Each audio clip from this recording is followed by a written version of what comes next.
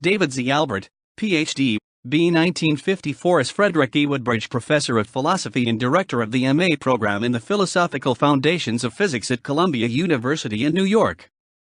He received his bachelor's degree in physics from Columbia College 1976 and his doctorate in theoretical physics from the Rockefeller University 1981 under Professor Nicola Khoury.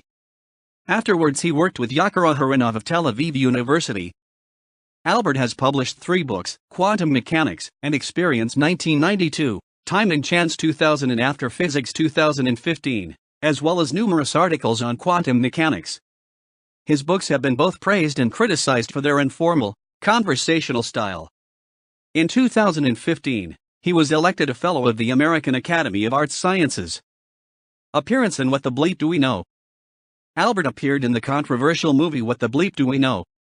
2004, according to an article published in Popular Science. He was outraged at the final product. The article states that Albert granted the filmmakers a near 4-hour interview about quantum mechanics being unrelated to consciousness or spirituality. His interview was then edited and incorporated into the film in a way that misrepresented his views. In the article, Albert also expresses his feelings of gullibility after having been taken by the filmmakers. Although Albert is listed as a scientist taking part in the sequel to What the Bleep, called Down the Rabbit Hole, the sequel is a director's cut, composed of extra footage from the filming of the first movie. The Down the Rabbit Hole version features Albert as the first subject in the interview portion of the film. In that interview he expresses his disagreement with the major thrust of the original What the Bleep Do We Know? Feud with Lawrence Krauss. In March 2012, Albert published an extremely negative review of Lawrence Krauss' book A Universe from Nothing, Why There Is Something Rather Than Nothing in the New York Times Book Review. Krauss claimed that his book counters religion and philosophy, and the book was cited by Richard Dawkins as comparable to Darwin's Origin of Species, on the grounds that it upends the last trump card of the theologian. In his review, Albert lamented the way in which books like Krauss forward critiques of religion that are pale, small, silly, nerdy, and expresses how the whole business of approaching the struggle with religion as if it were a card game, or a horse race, or some kind of battle of wits, just feels all wrong.